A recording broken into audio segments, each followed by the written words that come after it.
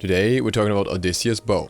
Odysseus' bow was not the most popular item for quite a while. It was hardly ever picked up due to certain other items just being preferred most of the time or the build not getting far enough to even consider it. But we've seen some changes to that lately and people have been wondering why this item suddenly came back and how effective it actually is. That is exactly what we're going to look at. In order to compare Odysseus' bow, we need to kind of find a point of reference and we need to understand how this item works in general. And for that, we'll first dig a little bit deeper into meta understanding. There has been a time early this season where mostly penetration builds were favored, power builds that relied on abilities for team fighting. There's also been a time early in this season where we were mostly seeing crit builds, especially with the rise of Poison Star. Then we had weird mixes in between and the discussion basically went back and forth. And this is something that I mentioned early in the season. I said that we're at a point where we're pretty much in an equilibrium of power between penetration and crit for the first time in a while, and both strategies are viable to be picked up. And that's exactly what we're seeing. In the pro scene, the orientation towards power and penetration or crit basically shifts from patch to patch, from whatever somebody comes up with in regards to builds and performs well with, and then a slight item change, for example, as it was with the buff with Shifter Shield, can basically tip this balance once again. So we will often see both. We also see builds that combine both at the moment, though those are often not the most ideal way to go. For example, concise and heavy hitting crit items don't synergize ideally in many situations. This strong imbalance is what allows more unusual builds to shine if they show up in one game and show that they can perform against or compete against the other builds. In this regard, it's worth pointing out that Odysseus' bow falls more towards the penetration and power side despite not having either of those stats. The reason is simple. As it doesn't have any power, it doesn't have any contribution to crit at all. If you implement this item in a crit build, its passive will not benefit from crit, as the passive requires you to have as much power as possible. It will also not get the penetration for the passive, as crit builds usually have less penetration. So the passive bounces will deal relatively low damage. At the same time, your crits will also deal less damage as compared to when you were to build another damage item or power item in the build instead.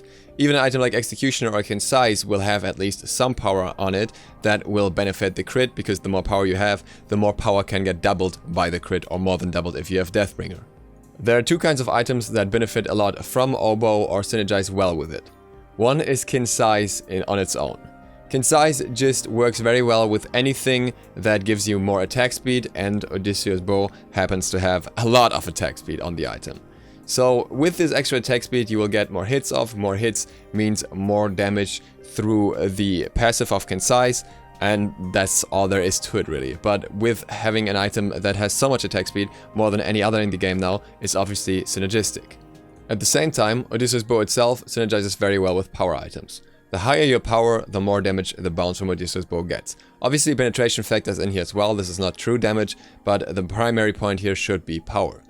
A power penetration Concise build is nothing unusual. Most power pen builds have Concise to get some consistent DPS and some boxing potential along with the high damage, and Obow kinda evens that out. If you think about it, you always want to keep a balance between your power and your attack speed. If you build a build with only power and penetration items, then your shots will hit really hard, but at the same time you will shoot very slowly. If you only build attack speed, you can get a lot of shots off, but they will deal really low damage. If, however, you have a build with a lot of power, and then you get a single high attack speed item, it will help the build much more than getting another power item, or otherwise in a high attack speed build getting another attack speed item. If you're looking at the raw DPS numbers, there's a synergy between attack speed and power, and Odysseus' bow with this high attack speed allows you to not build too many attack speed items in your build and still get very high attack speed, while also having a lot of penetration and power, which then again helps Odysseus' bow.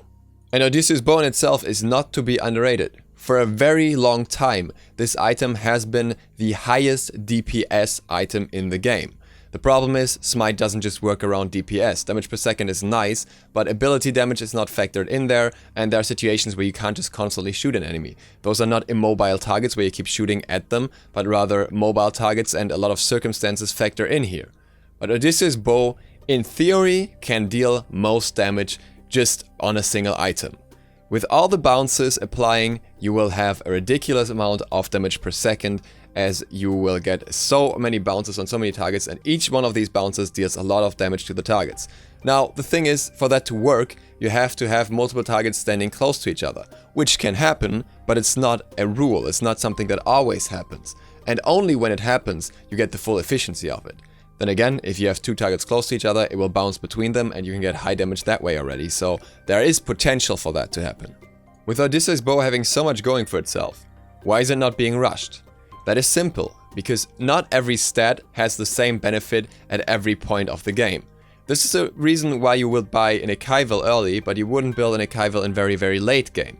For the same reason, you're building a Bluestone Pendant very early in the game to amplify your clear potential, and you wouldn't build a Deathbringer, because that would also take way too long in regards to its price curve.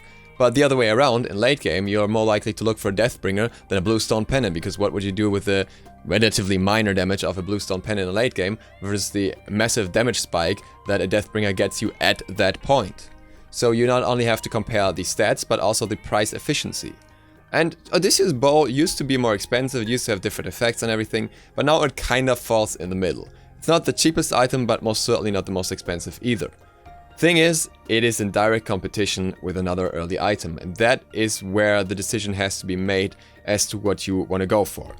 The popularity spike of Odysseus' bow was primarily incited by Ataraxia, who ran a build where he would build Shifter's Shield after his boots and then would go into Odysseus' bow. The build in itself was a little bit ridiculous if you look at it without knowing what he was doing. For example, he had Bumba's Mask in that as well, but it worked out very well for him, and it has since been copied multiple times. Now, the question is, why Odysseus' bow after Shifter's Shield? Shifter's Shield is a very beneficial item early game. It gives you some survivability, it gives you a lot of ability damage through the power, a lot of extra scaling for those abilities with high scaling, and it is generally one of the more efficient items to build at the moment. It's not a core item for everyone, but it's definitely up there due to its buffs. Now, arguably, after its recent changes, it will not be as popular among hunters anymore for sure, simply down to the fact that it's more expensive while not offering more, and you really want to get your items early on as quickly as possible. I don't think it will entirely disappear, but it will be picked up a lot less. But that doesn't mean that power items will disappear, and neither will Odysseus' bow. It's more a question of when it will be built now. In order to get some more numbers here, we will use Cure's DPS calculator. Cure basically picked up what Kret once used to do and created a DPS calculator primarily for hunters here, where you can test out different item combinations. I will stress that DPS is not the only thing important here, but it is worth looking into Ichaival and Obow specifically in this context to understand how they match up against each other, and then look at some ability damage and stuff as well on top of that to have a full picture.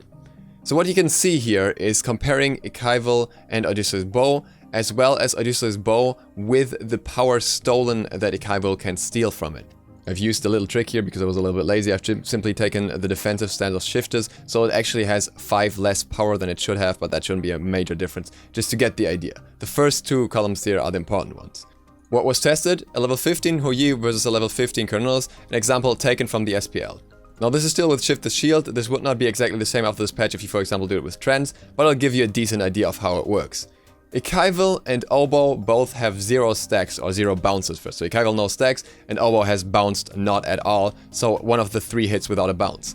DPS for both is actually 186. The penetration and the attack speed kind of even itself out here, and we end up with the same damage per second. Now, looking at the numbers, Ichaival kind of scales up to 213 with 3 stacks. That's very good DPS value for an item like that, and that's how it works. Obow scales up to 306 with 4 bounces, or if you look at 3 bounces with the maximum of stacks of Ichaival, it's 276. So Obow actually has more DPS. But if the power is stolen from Obow, so it competes against an Ichaival directly in a trade, then the DPS numbers look pretty different. And even after 3 bounces, Obow would only reach 232 DPS here, which you probably won't even get. So you probably just get that 1 bounce and you are at 180 DPS versus an enemy with 213 DPS. At the same time, looking at the damage of Houyi's 1, if you have full stacks on Ichaival, the ability will deal 326 damage against an Odin bot versus 283 damage on the Obow against the same target. But this is where it gets interesting. Bounces, lightning bounces, single lightning bounce will deal 112 damage. So in this context, you have roughly 40 damage over the Obow if you use Ichaival after getting the stacks on an ability. But at the same time, a single bounce from Obow will deal a lot more damage, and you need roughly 3 abilities to outdamage Obow again. Now obviously this depends on the abilities, on the scaling, how well they work with pen, depending on the base damage, but this gives you an approximate idea of how even the items are when it comes to clearing and damaging potential in trades. What is the issue for Obow that I haven't mentioned here? The price. Obow is significantly more expensive. It's a price difference of 400 gold, which means a lot early game. And this difference is something you have to keep in mind. This doesn't mean that you can't build Obow around 4th or 3rd slot, depending on how you want to call it, with a starter, but you should know what it means. You're giving up early trading potential against someone with Ichaival. If you're against a mage in lane and you just want to look for late game builds or just for more clear, then Obow is nice. What you can see in the background is a clear difference here, and it's actually slightly in favor of Obow in most situations, especially when you don't want to use any mana.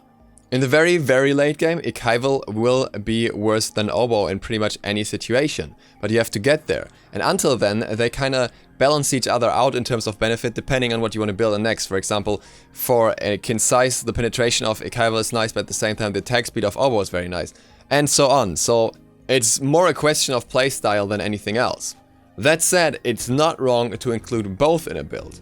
Very much so if you have something like Ichaival after the boots, then you go into Concise, and then you go into Obow, or you build penetration and then Obow depending on the situation of the game. It will always synergize to some degree with both items kinda work together still, even though they're not the best combination. In conclusion, Obow has been underestimated for a long time, and Ataraxia kinda brought its benefits back to the spotlight. That's what we're seeing it back in the SPL, and looking at the numbers, that very much confirms that what he's doing was the right idea from the start. You have to consider the right situation, you have to consider if you want to be boxing, trading, and if you want to do that, then Ichaival will be better, and that is something you should always keep in mind. It's the cheaper item, the quicker access you have to it, the more efficient early boxing, but if you're strictly looking for late game, you can go for Obow. I personally would probably look for Ichaival and then something else, most of the time Concise, and then towards Obow as soon as somehow the slots for that open up. As such, I hope I gave you a decent overview based on which you can form your own opinion in this regard. Thank you very much for watching, I hope this was insightful, I hope you enjoyed this. If you're not subscribed yet, feel free to click the sub button and maybe the bell, it really helps me out. Other than that, see you for the next one tomorrow. Sloth, out.